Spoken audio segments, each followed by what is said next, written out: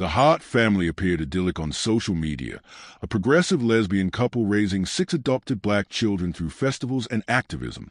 However, beneath this, years of abuse reports were ignored due to interstate gaps and biases.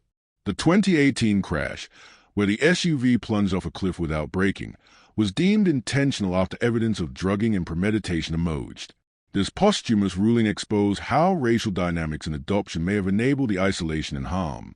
Systemic racism in child welfare disproportionately affects black families, with children removed at higher rates and placed in transracial adoptions.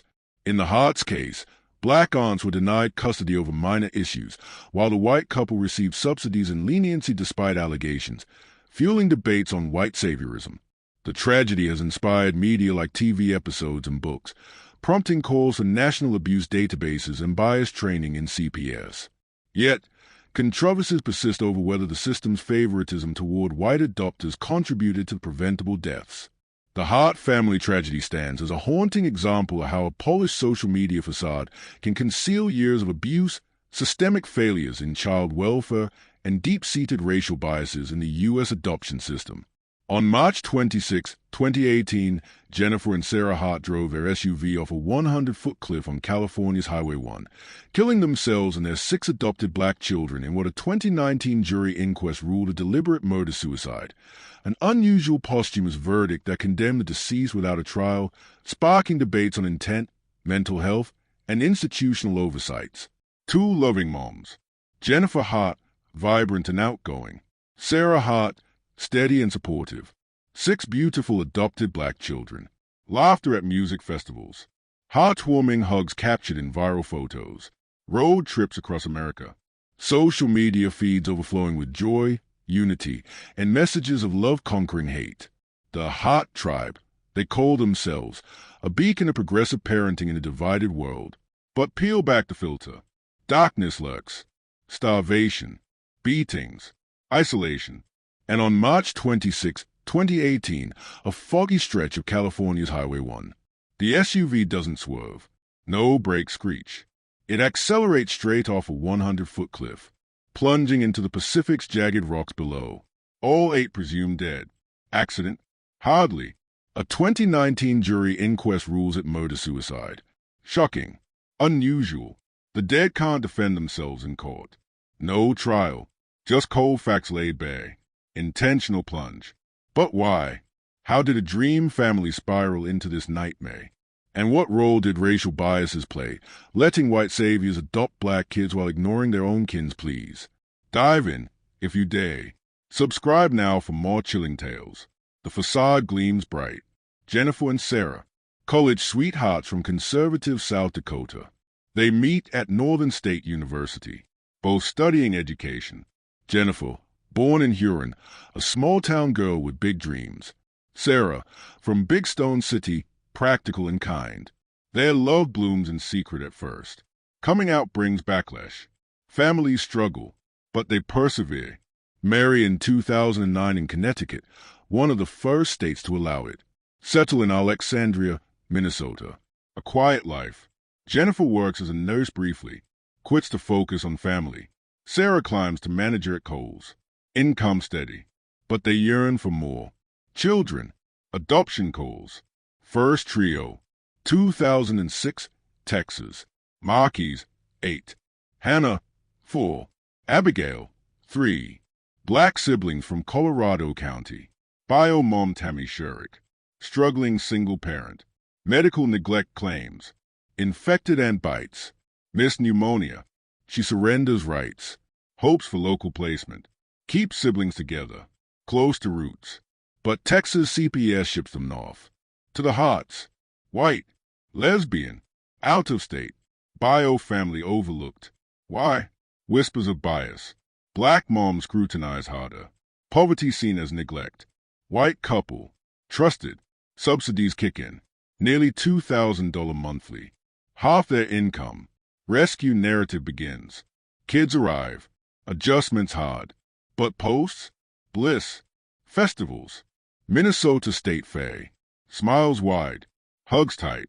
Our little tribe grows, Jennifer captions. But shadows creep early. 2008. Hannah at school. Arm bruised purple. Teacher notices. Questions. Hannah whispers, Mom hit me with a belt. Jennifer denies. She fell down the stairs. Investigation brief. Case closed. No charges. Red flag waves. Ignored. Why? White moms in small town. Good people. System trusts. Tension simmers. 2010. Abigail, now 6. Shows up bruised. Stomach. Back. Arms. School report flies. Abigail tells, Mom punched me. Dunked my head in cold water. Wouldn't let me eat. Chilling. Jennifer accused. But Sarah steps up. Pleads guilty to misdemeanor assault. Suspended sentence. Probation. Claims misidentification. She did it, not Jennifer. Fine paid. Case wrapped. But consequence. Kids pulled from public school. Forever. Homeschooled. No more teacher's eyes. Isolation locks in. Black children hidden from world. White control tightens. Move start. 2011. Brief stint in Connecticut. Back to Minnesota. Then 2012. Road trip mishap. Rollover crash near Missoula, Montana. Minor injuries. Strangers help. Jennifer posts gratitude. But privately, time for a fresh start. Head west. Oregon. West Lynn. Affluent suburb.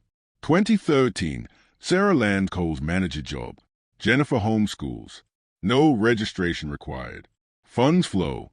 Life seems golden. But friends see cracks. One alerts DHS. Oregon's Child Services. Emotional abuse, she says.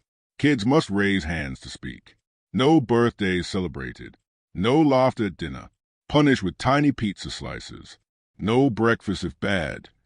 Lie on floor. Bed all day. They look like trained robots.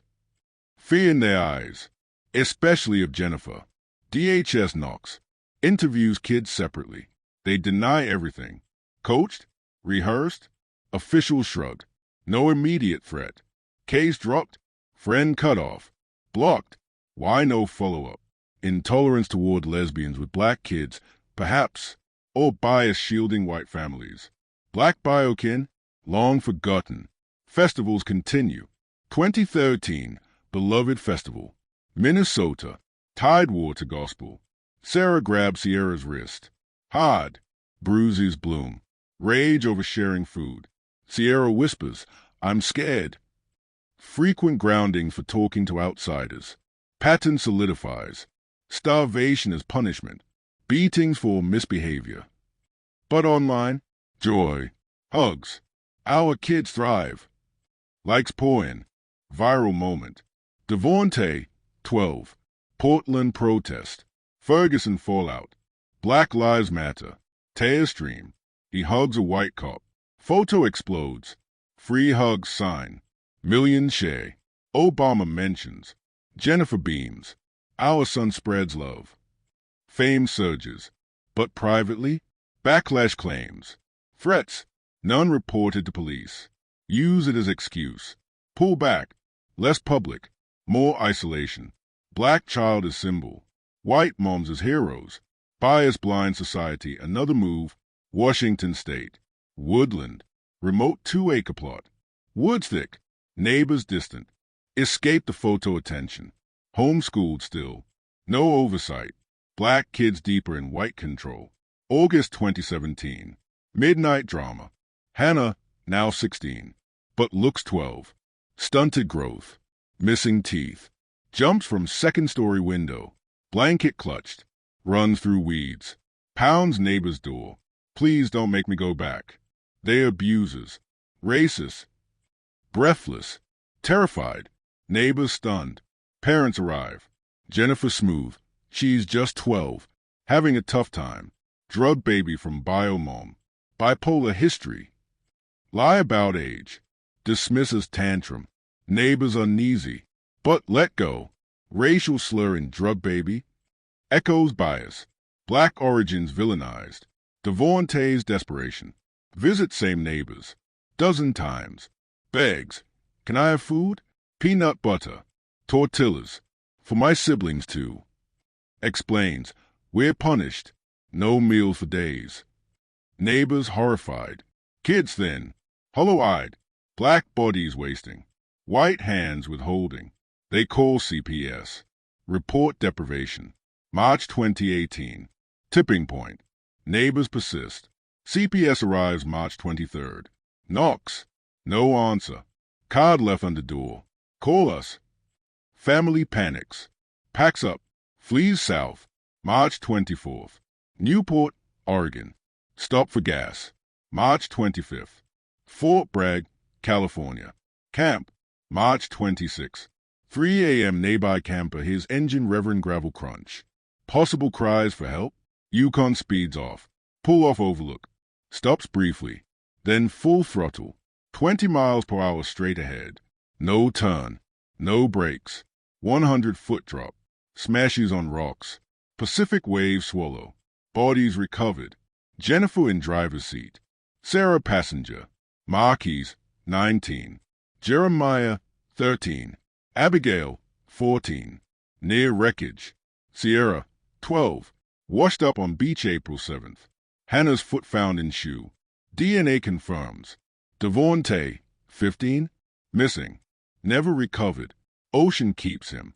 Inconsistencies scream louder. Perfect Instagram posts. Joyful adventures.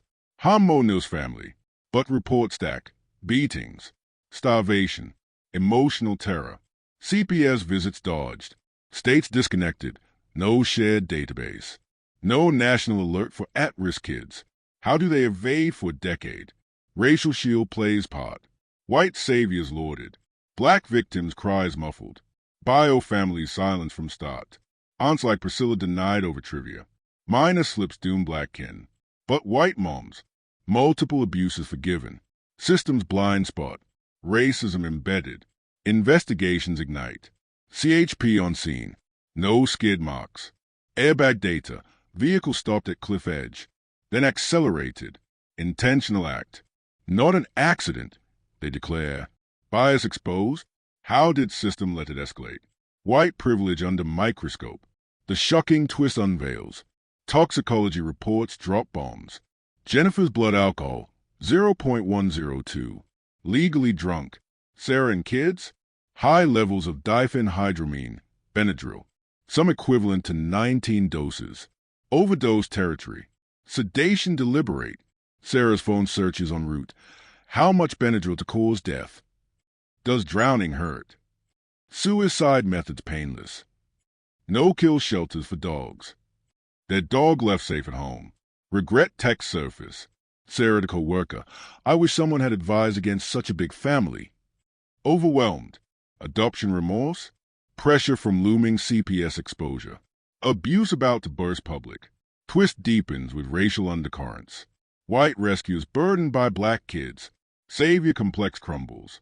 Bias turns deadly. Drug them asleep. Then plunge. End it all. Control ultimate. 2019 inquest seals it. 14 jurors. Unanimous. Murder-suicide. Jennifer drives intentionally. Sarah complicit. Kids victims. Sedated. Unaware. Family annihilated as system closes in. Devonte's body. Still missing years later. Ocean hides secrets.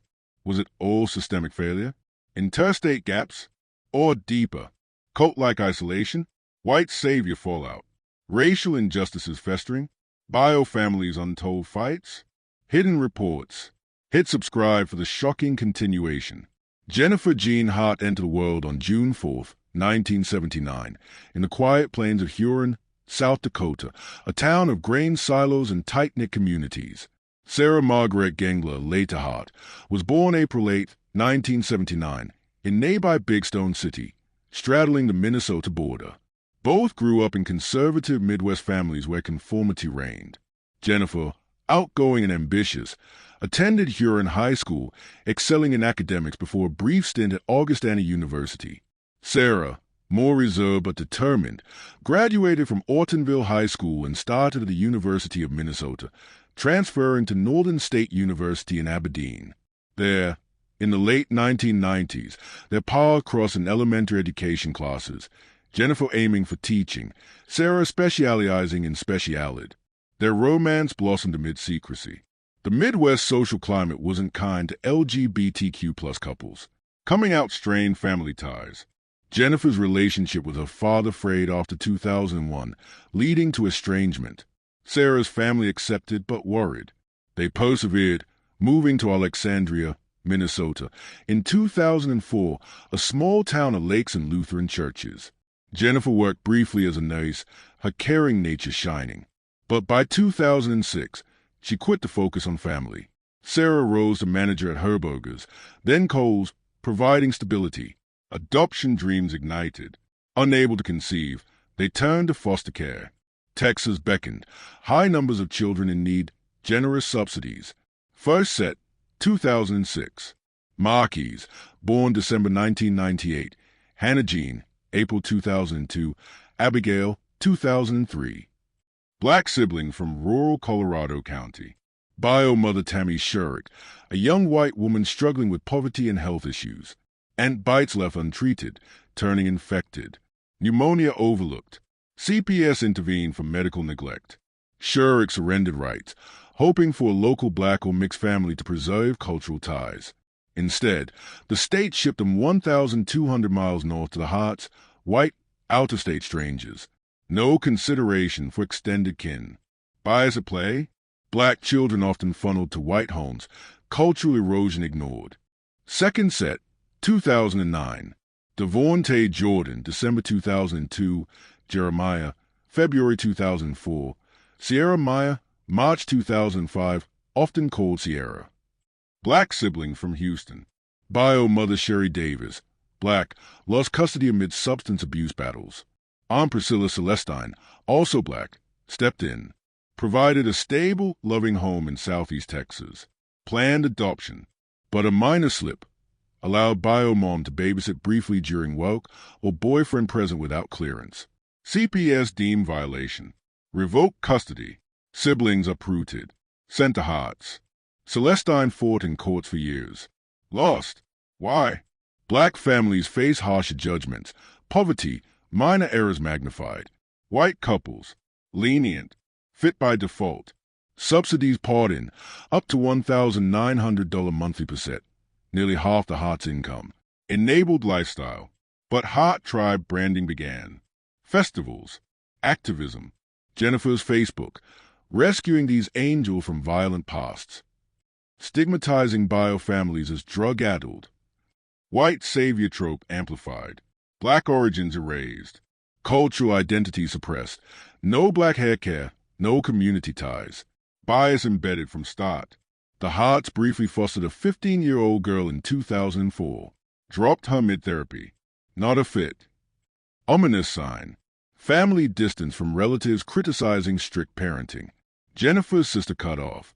Sarah's family worried but silent. Orientation accepted. Methods questioned. Racial dynamics unspoken. Abuse whispers early, but racial shields muffle them. Minnesota phase. 2008, Hannah's arm bruises. Belt hit. Full excuse. Closed. White trust prevails over black child's testimony. 2010. Abigail details punches, dunking, and starvation.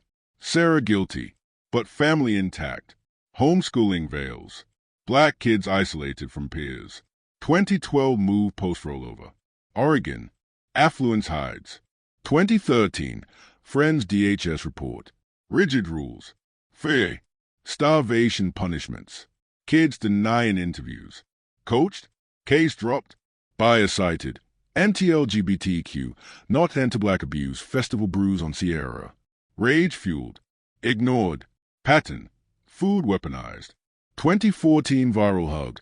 Devonte's tears humanize. Hearts lauded. White hero saving black boy from system. Masks escalating control. Washington isolation. 2017. Hannah's escape. Racists. Abusers. Drug baby dismissal reinforces stereotype. Black trauma blamed on origins. Devonte's food bags. Siblings starved. CPS alerted, but slow response. White family evades. Inconsistencies glaring. Joyful post versus hollow eyes. Systems racial lens. White saviors untouchable. Black biokin unfit. Interstate silos. No shared alerts. Bias compounds failures. This long saga demands change. Subscribe now. Truth awaits.